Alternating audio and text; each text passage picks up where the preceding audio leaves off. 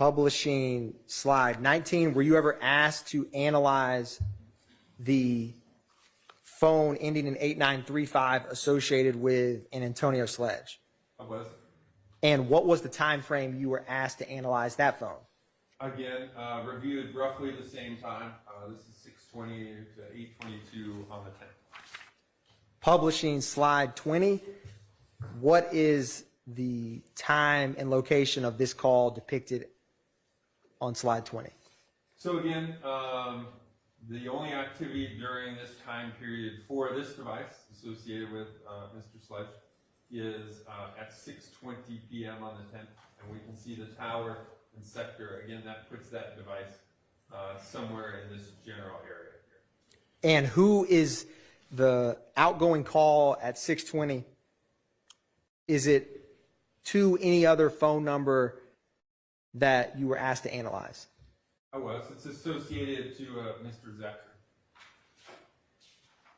Publishing slide 21.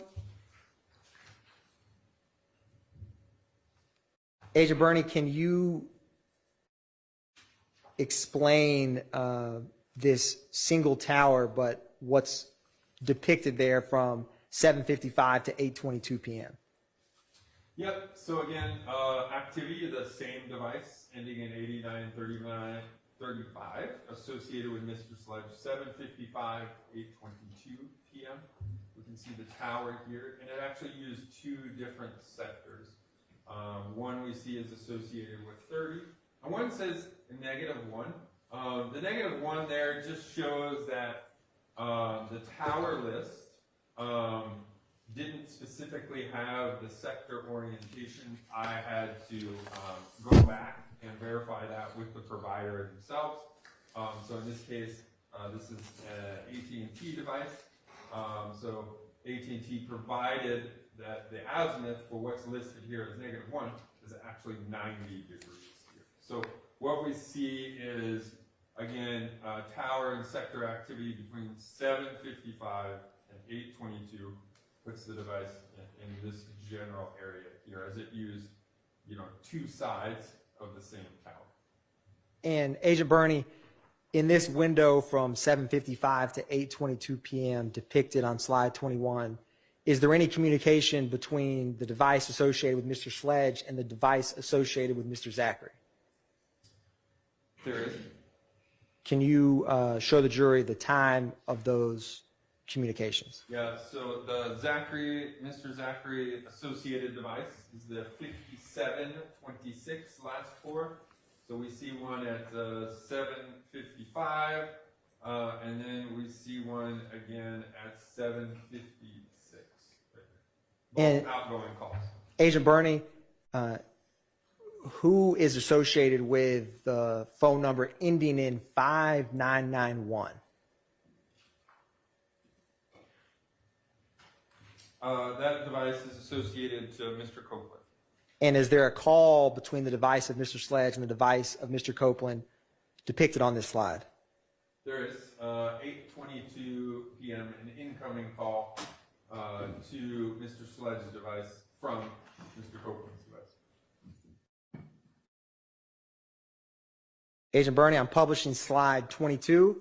Were you ever asked to analyze a phone number associated with Mr. Bradford ending in 8008? I was.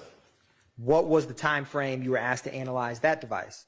Again, we have 6:36 p.m. to 8:27 p.m., both on the 10th. Publishing slide 23.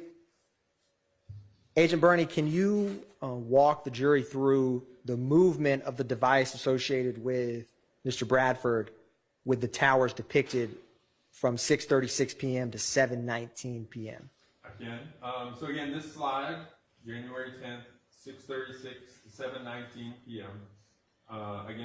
Location of interest was the crime scene at 330 McDaniel Street. You see that as the red box there.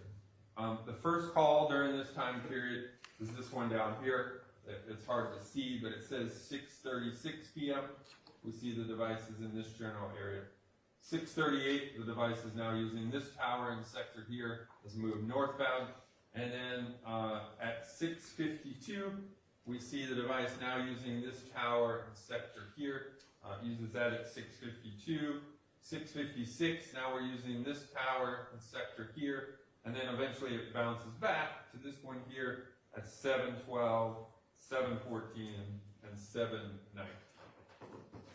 Now, Agent Berni, from that first call at 6:36 p.m. In what appears to be Peoplestown from the map, do you see that? I do.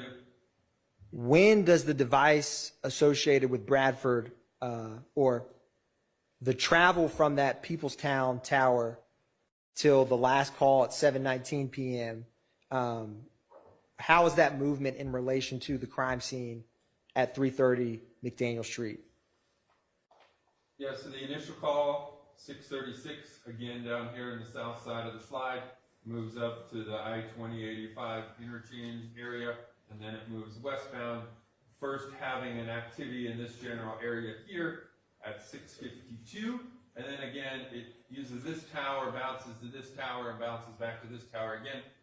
Again, think of the sprinkler system, right? There's going to be some overlap between the two.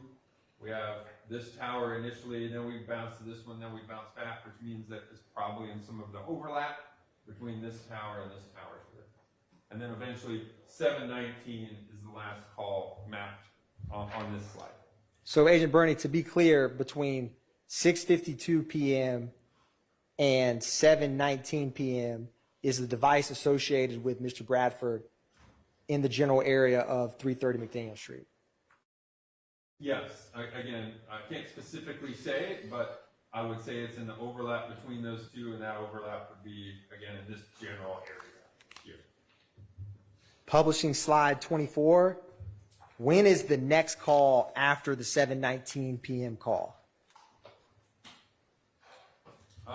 The next activity is at 7:24, and we can see the device has moved again from where it was up in the vicinity of the crime scene. Now it's moved south and east over here at 7:24. And Agent Berni, do you remember when you testified first, we published two Yankee, which was a CAD report? Yes. How long after that 911 call was received is this call at 7:24 p.m. depicted at the top of this slide? I think approximately 2 minutes.